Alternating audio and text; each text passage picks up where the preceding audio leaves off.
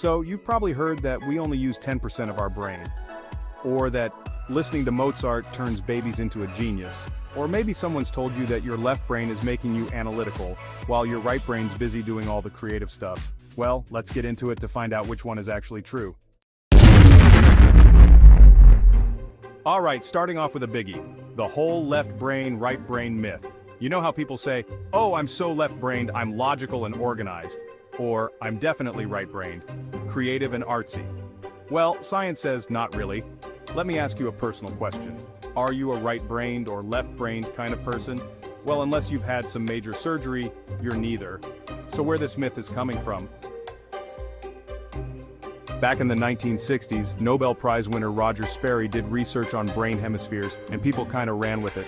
His work showed that certain functions be stronger in one hemisphere, but that doesn't mean you're either logical creative. The whole left brain versus right brain theory paints a picture of a personality showdown. Left brain folks are supposedly the logical, math-loving types, while right brain people are the artsy dreamers who can't do a simple equation. But here's the twist. Modern neuroscience shows that both sides of our brain work together on pretty much everything. While certain tasks may lean slightly on one hemisphere more than the other, the idea that each half of your brain has a strict role, like an office job description, is more myth than reality. MRI scans reveal that both hemispheres light up even for simple tasks, showing that communication between the two sides is constant, fast-paced, and super collaborative. So if you've ever been labeled too right-brained to be logical or too left-brained to be creative, congrats, you're using all your brain. And here's the fun part. Studies on brain damage show that when one hemisphere is injured, the other can often step in to help recover lost skills, like a sibling covering for you when you're grounded. This crossover teamwork debunks the myth that each side has rigid, separate roles. In reality, we're all whole-brained people with creative accountants and logical artists coexisting happily everywhere. So the next time someone tells you they're right-brained creative, just smile. You know their left brain is quietly nodding along too. The idea that we only use 10% of our brains is one of those myths that just won't die. It sounds dramatic, right? But the truth is, it's a total misfire on how our brains actually work. Neurologists have thoroughly debunked this myth, showing that we use virtually all parts of our brain, just not all at once. It's like claiming you only use 10% of your phone because you're not running every single app at the same time. Our brain cycles through different areas for various functions like language, memory, and emotion. So while you might not feel like you're always in full brain power mode, there's a lot going on up there. Where did this 10% myth even come from? Some think it might trace back to early neuroscientists who were just beginning to map out the brain and didn't fully understand what each area did. Others speculate it was a misinterpreted quote from Albert Einstein. Yep, even he gets blamed for this one. Since then, the myth has become a pop culture hit, getting airtime in movies, self-help books, and ironically, in memes. But the reality is, if we actually used only 10% of our brain, we'd be operating closer to houseplants than human beings. Every part of the brain has a role, even if some parts are more active at certain times. So why does this myth still feel so irresistible? It plays on the fantasy that we all have some unlocked superbrain mode, but rather than needing some secret 90% power-up, our brains are already pretty spectacular. They're capable of rewiring, adapting, and even growing new connections when challenged, without needing a myth to make them impressive.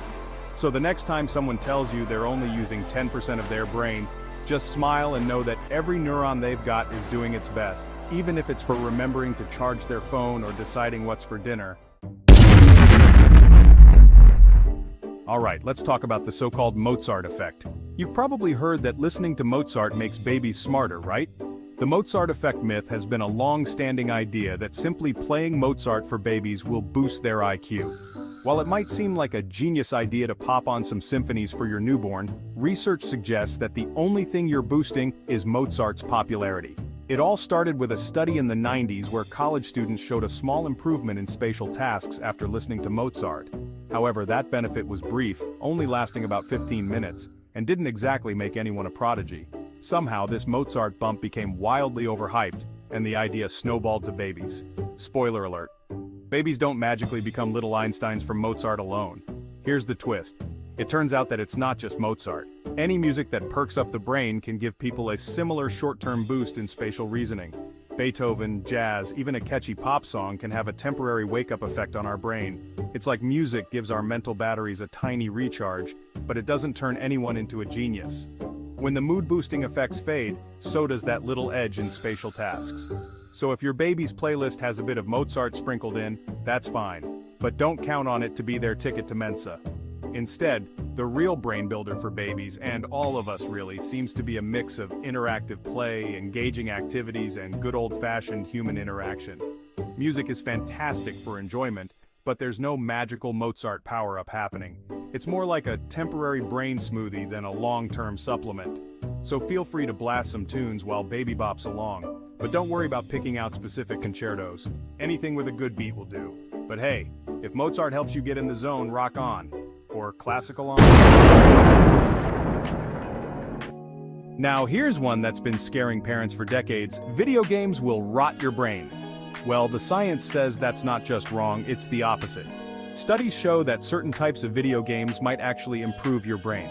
The myth that video games rot your brain is as old as the gaming industry itself. But contrary to popular belief, playing video games isn't just a mental junk food binge. Research shows that gaming can actually boost a variety of cognitive skills, like problem solving, spatial reasoning, and even memory. It's like doing a mental workout, only with a few extra explosions and pixelated side quests. Games challenge your brain to think critically, multitask, and strategize, often in ways that real life doesn't. So next time someone tells you gaming is mind-melting, remind them you're in training for mental ninja status. Let's dive into the science. Studies have shown that regular gaming can improve reaction times, enhance hand-eye coordination, and boost decision-making skills.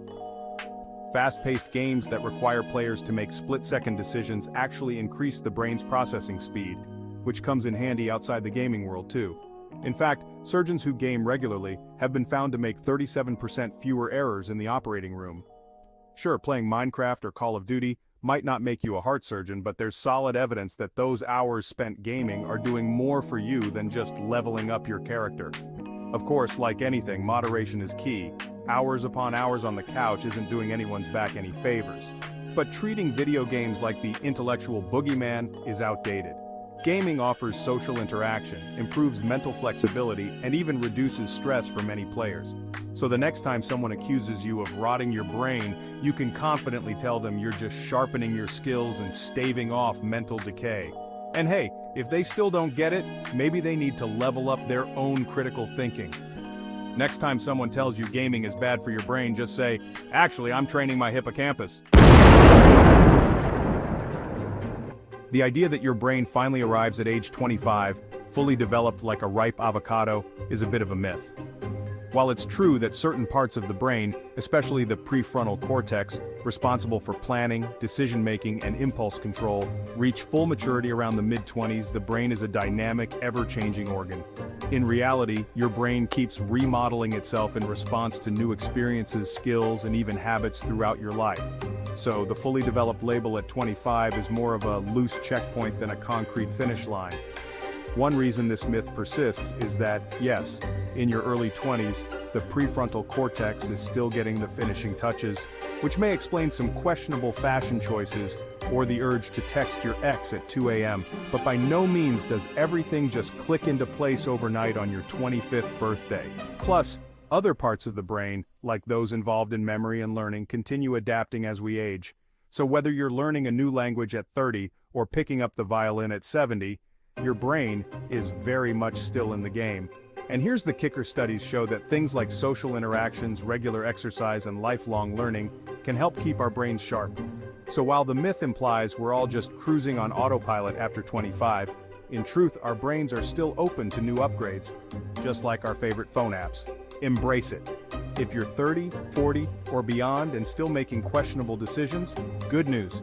You've still got some rewiring to do, and you're in excellent company. So if anyone says, "Oh, don't worry about making smart choices until you're 25, just smile and let them know your brain's ready for action. All right, time to put your brain to work.